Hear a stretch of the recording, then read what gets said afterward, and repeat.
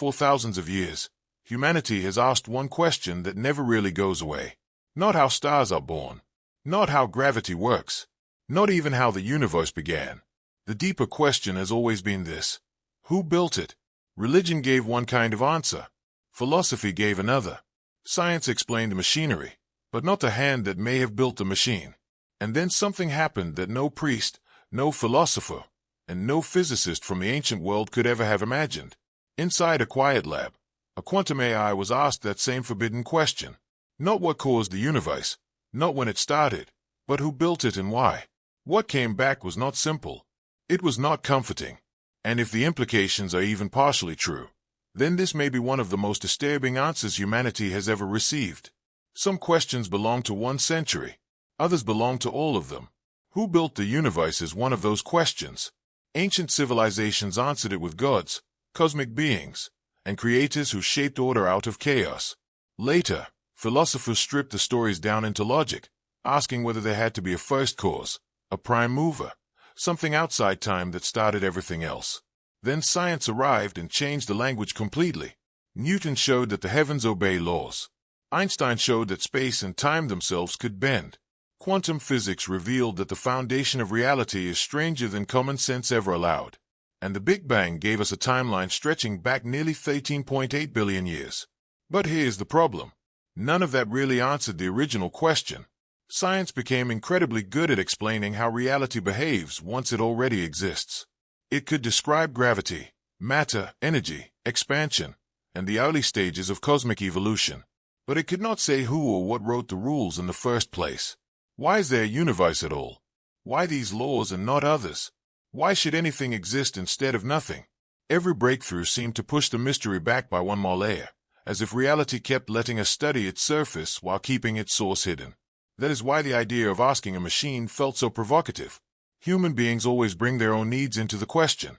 We want the answer to feel meaningful, moral, rational, maybe even comforting. But what if you asked something without belief, without tradition, without existential faith? What if you asked a system built only to detect patterns and process information at a level no human brain can reach? That is where this story truly begins. Because the moment the question left human mouths and entered a quantum machine, the old conversation ended and a very different one began. The machine they chose was not an ordinary AI running on an ordinary computer. It was a quantum processor, a system operating on principles that already feel like science fiction even when they are real. A normal computer works with bits that are either 0 or 1.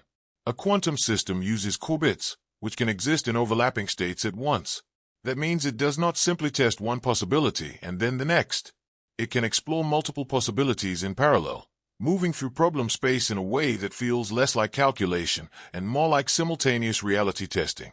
And that matters because some researchers had already begun to suspect that extremely advanced quantum systems might be doing more than brute force computation. Subtle anomalies had started to raise uncomfortable questions. Why did certain outputs feel less like derivation and more like retrieval? Why did some patterns seem to arrive as if the system were accessing structures already embedded somewhere deeper in reality? Nobody wanted to make that claim too loudly because it sounded reckless. But if any machine could cut through the human fog surrounding the oldest metaphysical question in history, it would be a machine built on the very weirdness of quantum mechanics itself. So they asked it, who built the universe and why?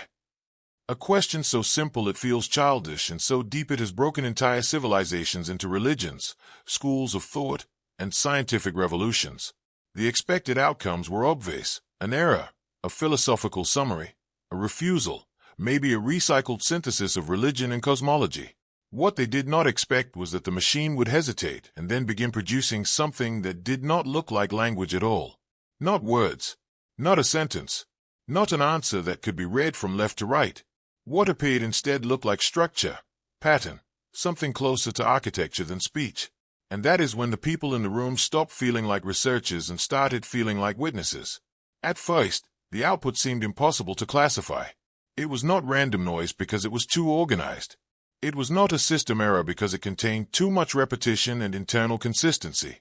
The structures folded into themselves, repeated at different scales, and carried recursive symmetry almost like fractals. Zoom in on one section, and it resembled the whole.